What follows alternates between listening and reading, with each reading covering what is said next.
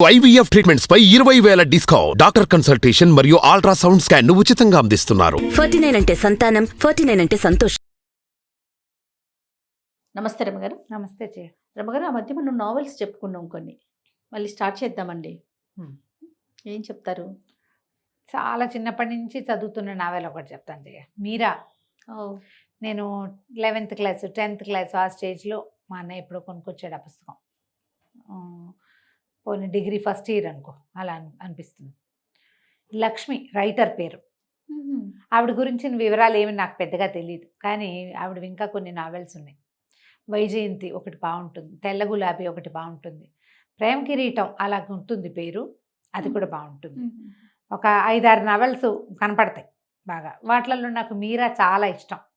ఈ మీరాలో ఒక అంటే కథనము, అది సాధారణంగా ఒక నార్మల్ లివింగ్, కాఫీ కలపటం, టిఫిన్ చేయటం, ఇలాంటి సింపుల్ విషయాలే చెప్తూ ఉన్నట్టు కనిపిస్తుంది. మామూలుగా మన ఇంట్లో ఎలా ఉంటుందో అలాంటి విషయాల మీదే కథ నడుస్తున్నట్టుగా కనిపిస్తుంది. అదేలేండి.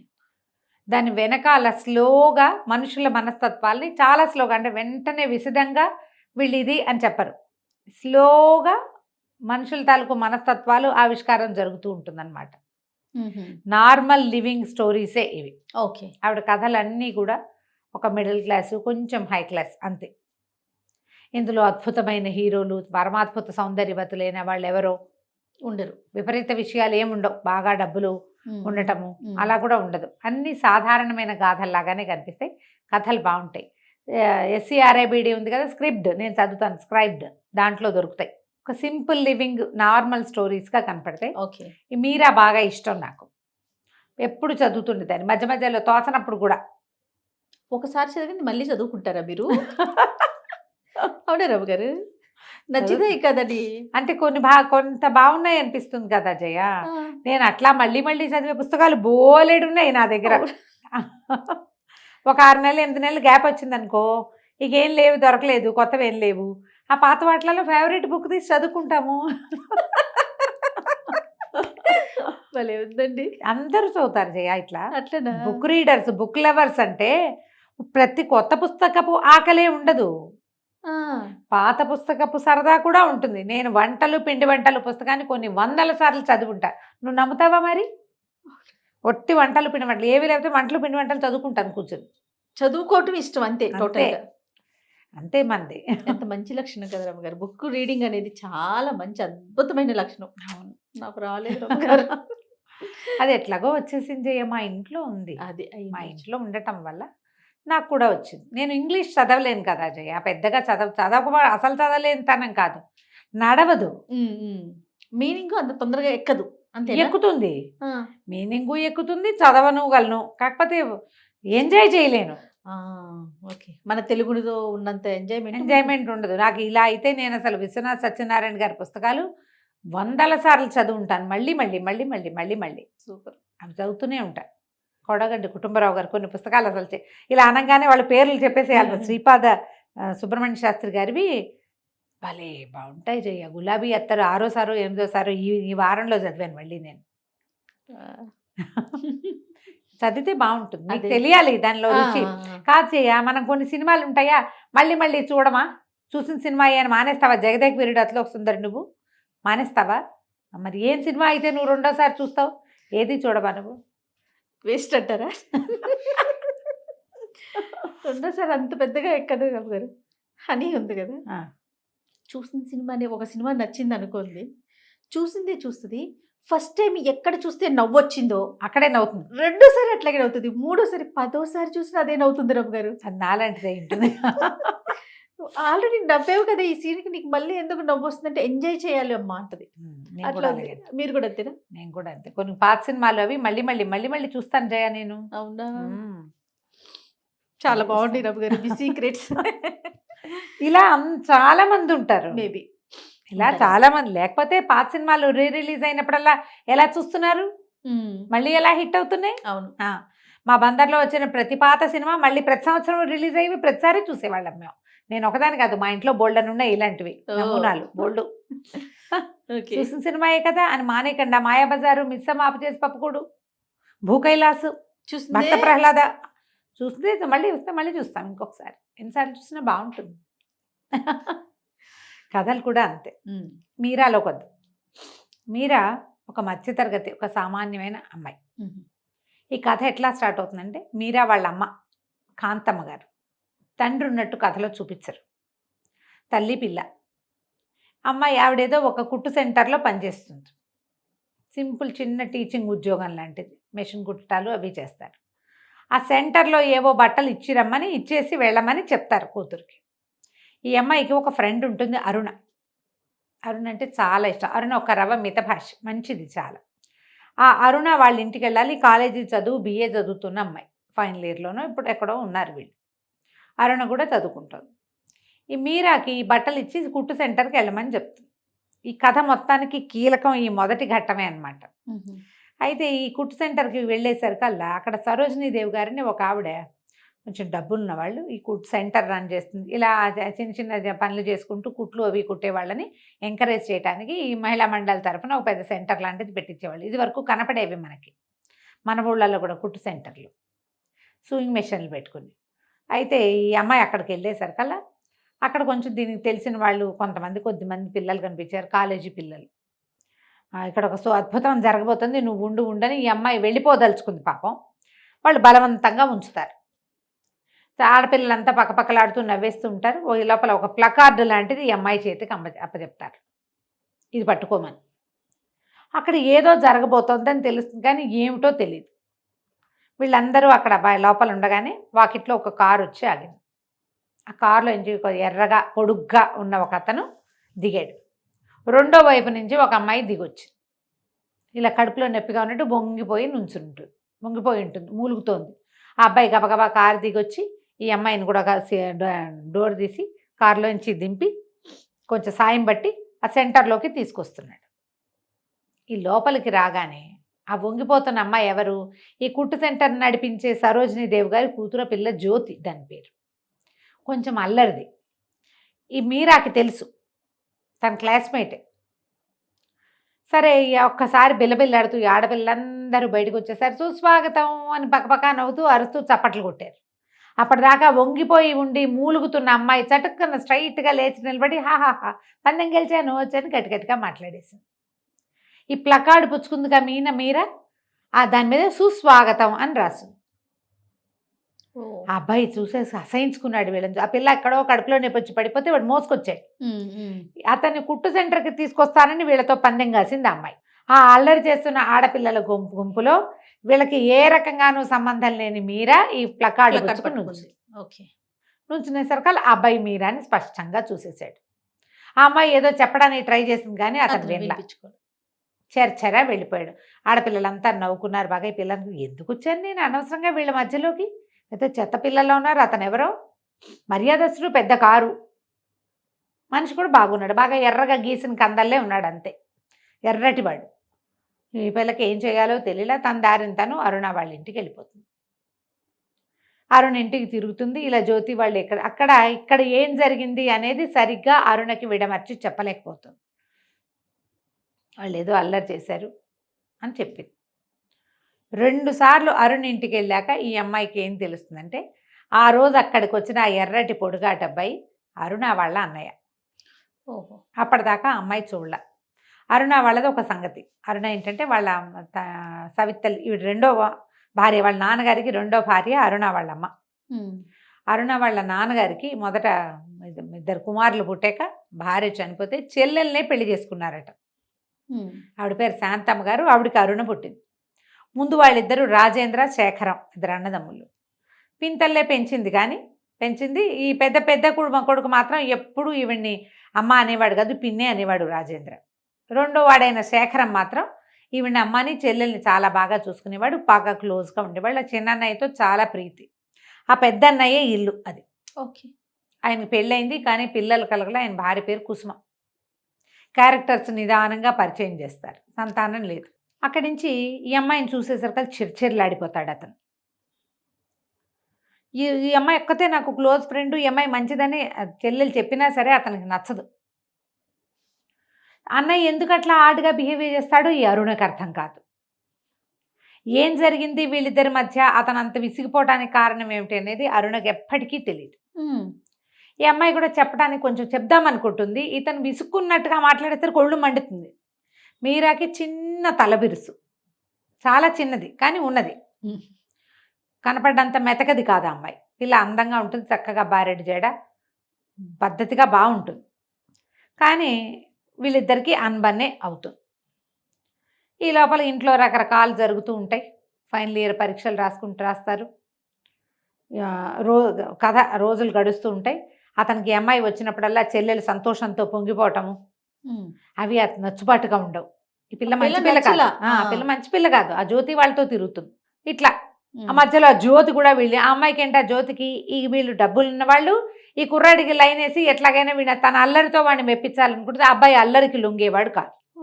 ఆ సరదాని జీర్ణించుకోలే, అతనికి నచ్చలేదు. ఆ అమ్మాయి కూడా వస్తుంది, వాళ్ళు కలిసి వాళ్ళ ఇంటికి వెళ్తారు, రమ్మంటుంది, ఇవన్నీ జరుగుతూ ఉంటాయి. కానీ ఈ కుర్రాడికి మాత్రం ఆ అమ్మాయి మొహం గిట్టదు, శేఖరానికి మీరా మొహం గిట్టదు. రోజులు గడుస్తూ ఉంటాయి. వీళ్ళు రాజేంద్ర కుసుమ వాళ్ళ కథ నడుస్తుంది అనమాట. పిల్లలు కలగలేదు, అయితే బాగా ఆలోచించుకుని ఇద్దరు పిల్లల్ని అడాప్ట్ చేసుకుంటారు. అడాప్ట్ చేసుకోవడం మళ్ళీ ఎవరినో కాదు, అక్కయ్య పిల్లల్నే తీసుకుంటారు. చెల్లెలు కొడుకుని అక్కయ్య కూతుర్ని ఇద్దరిని ఉంచుకొని అక్కయ్య కూతురికి తోడు కోసం అక్కయ్య కొడుకుని కూడా ఉంచుకుంటారు ఇంట్లో, పెద్దవాడిని పిల్లని చూసుకోవటం కోసం. ఈ పిల్లలు పెంపకాలు ఈ వ్యవహారాలు నడుస్తుంటాయి. అయితే ఒకసారి ఏమవుతుందంటే ఈ మీరాకి ఎలాగైనా బుద్ధి చెప్పాలని ఉంటుంది అతనికి. నువ్వు ఇక్కడికి రావద్దన్నట్టుగా అమ్మాయికి చెప్తాడు, మా ఇంటికి రావద్దు నువ్వు అని. అరుణతో చెప్పించండి ఆ మాట అని చెప్తుంది. అంతేగాని నేను అక్కడ లేనండి అది కాదు అని అతనికి నచ్చ చెప్పడానికి కానీ, నువ్వు పొరపాటు పడ్డావని చెప్పడానికి కానీ ఆ అమ్మాయి ట్రై చేయదు. మీరా ప్రయత్నించదు. పోనీ అరుణకి ఇలా జరిగింది, అందులో నా తప్పేం లేదు, మీ అన్నయ్యకి నన్ను చూస్తే అందుకే కోపం వస్తుందని అరుణకు కూడా చెప్పలేకపోతుంది, చెప్పదు. అదేలే చెప్పదు. చెప్పకపోవడానికి ఏవో రకరకాల కారణాలు మొత్తానికి చెప్పదు. ఈ రోజులు గడిచాక ఒకసారి ఏమవుతుంది, అరుణ వాళ్ళు ఎక్కడికో ఊరు వెళ్తారు. ఇతను ఏమనుకుంటాడంటే ఈ పిల్లని ఇంటికి పిలిచి దీనికి బుద్ధి చెప్పాలనుకుంటాడు. నీలాంటి అల్లరి పిల్లతోటి మా చెల్లెలు తిరగకూడదు అని ఉంటుంది. ఈ అమ్మాయికి ఏదో పెళ్లి సంబంధం కూడా కుదురుస్తారు అరుణకి, అతని ఫ్రెండే మూర్తేనే అతని సంబంధం ఏదో కుదురుస్తారు. ఒక కుర్రాడు ఎవరికో ఉత్తరం ఇచ్చి చెంది అరుణ రమ్మంటోందని కాగితం రాయిస్తాడు. ఆ అమ్మాయి ఇంటికి వచ్చే టైంకి అరుణ వాళ్ళ ఇంటికి వచ్చేసరికి ఆ ఇంట్లో ఎవ్వరూ ఉండరు. ఇతను ఉంటాడు. ఏం చేస్తాడు, సుస్వాగతం అని బోర్డు పుచ్చుకుని వచ్చుంటాడు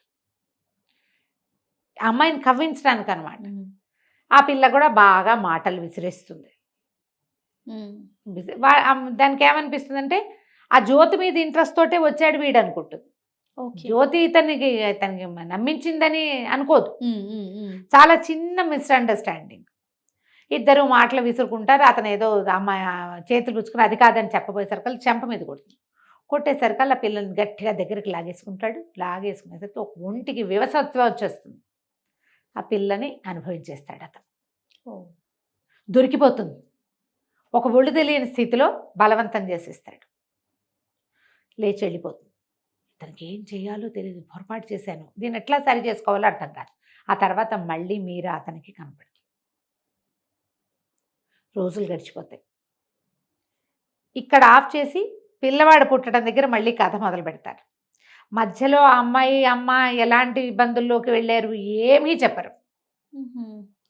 చెప్పకుండా మళ్ళా కరెక్ట్గా 3 నెలల పిల్లాడిని బట్టలు వేయటం దగ్గర కథ మొదలవుతుంది అనమాట. దీని తర్వాత ఇదంతా ఎవరు పాఠకుడి ఊహకు వదిలిపెడతారు. ఏమన్నా ఊహించుకోండి, ఏదైనా కానీ. అరుణకు కూడా పెళ్ళైపోతుంది. అరుణ పెళ్ళి కూడా ఒక వాక్యంలో తేల్చేస్తారు. సరే, ఇది కట్ చేస్తే వీళ్ళు వేరే ఊరు.